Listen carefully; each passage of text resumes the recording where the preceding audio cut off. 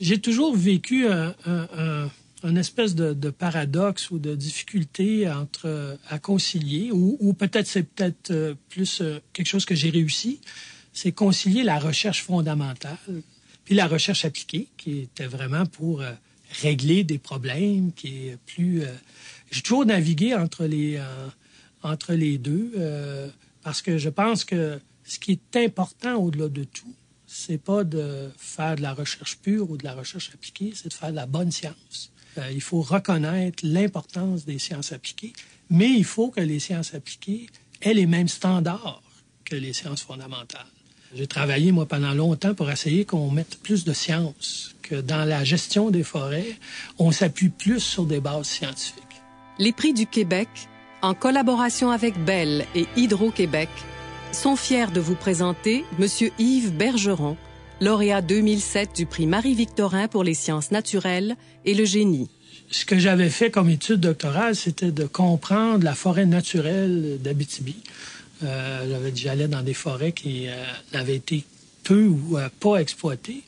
Et j'ai été confronté au fait que au moment où je faisais mes études doctorales, il y a eu des opérations forestières importantes qui ont eu lieu, parmi les premières opérations forestières mécanisées dans la région d'Abitibi-Témiscamingue, dans les années 70. J'étais un peu confronté entre l'écologie d'une part, puis le fait qu'il y avait des gens qui coupaient mes forêts.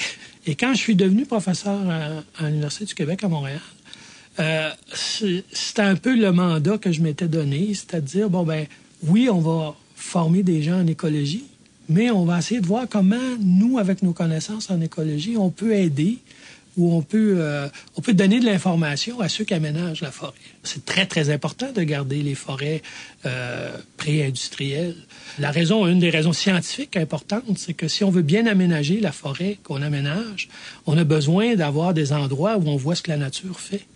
On doit avoir des témoins de ce que, naturellement, il se passe dans les forêts. Les aires protégées, ça sert à ça. Ça sert de témoin. On apprend là, puis on l'applique dans la forêt qu'on aménage. Quand on pense, par exemple, à une discipline qui est la sylviculture, qui est de faire croître les arbres, la base de ça, c'est de comprendre comment ça fonctionne au niveau naturel. Donc, de plus en plus, l'aménagement des forêts, c'est de l'écologie appliquée. Ce qui me rend le plus fier, c'est d'avoir été la personne qui a formé la première étudiante au doctorat de l'Université du Québec en Abitibi-Témiscamingue. Et que cette personne-là, qui va se reconnaître, c'est une personne qui vient de l'Abitibi-Témiscamingue. Mais ce qu'on laisse derrière, et là, je parle pas juste de moi, je parle de mes collègues qui ont travaillé dans le domaine de l'écologie forestière, c'est des centaines d'étudiants au 2e et 3e cycle qui ont été formés en écologie avec une ouverture à la foresterie. C'est-à-dire des gens qui ont des bases scientifiques de connaissance des écosystèmes forestiers, mais qui ont été confrontés avec le fait que la forêt, c'est quelque chose qui a une importance économique pour la société.